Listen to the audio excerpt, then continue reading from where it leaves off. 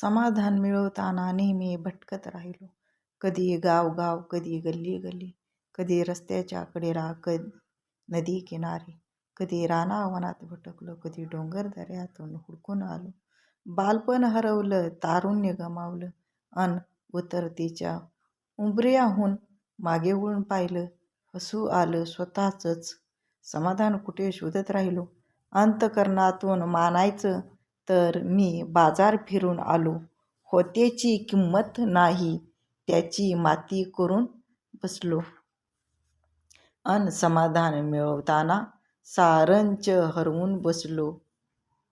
मी सारंच हरवून बसलो. समाधान म्हणजे नक्की काय हो? ते नक्की कुठे मिळतं? अहो, ते कुठल्याच बाजारात मिळत नाही. ते ज्याचं त्यालाच शोधावं लागतं. जनी सर्व सुखी असा कोण आहे? विचारे मना तुची शोधूनी पाहे. या जगात सर्वात सुखी समाधानी असा कोणीही नाही. आपल्या आयुष्यात रोज बऱ्याच गोष्टी घडत असतात. या साऱ्याच गोष्टी म्हणजे सुख दुःखाचे मिश्रण असतं. श्रावणाच्या सरी प्रमाणेच त्यांची बरसात प्रत्येकाच्या आयुष्यात होत असते. मनाला आनंद देणाऱ्या, सुख देणाऱ्या आठवणी सर्वांनाच हव्या असतात. कारण त्या जेव्हाही येतात आपल्या ओठांवर सुंदर असं हसू फुलवत असतात किंवा अलगद डोळ्यातून मोती बनवून उतरत असतात. यामुळे आपल्या मनालाही समाधान मिळतं. खरं पाहिलं तर आपल्या आयुष्यात दुःख देणाऱ्या गोष्टीपेक्षा आनंद देणाऱ्या गोष्टी जास्त घडत असतात.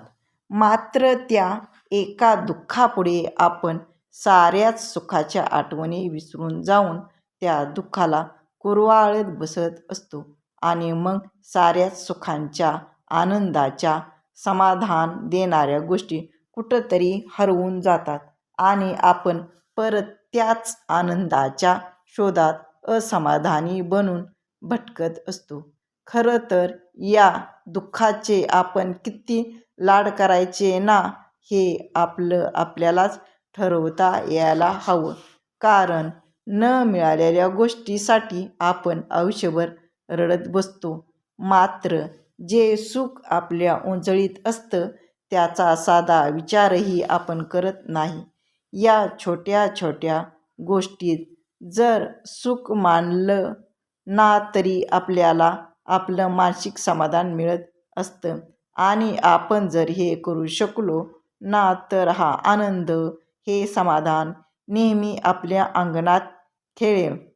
आपल्याला आपला आनंद अगदी छोट्या छोट्या गोष्टीतही शोधता येईल आणि एक आत्मिक समाधान आपल्याला कायम मिळत राहील. व्हिडिओ जर आवडला असेल तर व्हिडिओला लाईक करा, शेअर करा आणि सबस्क्राईब करा.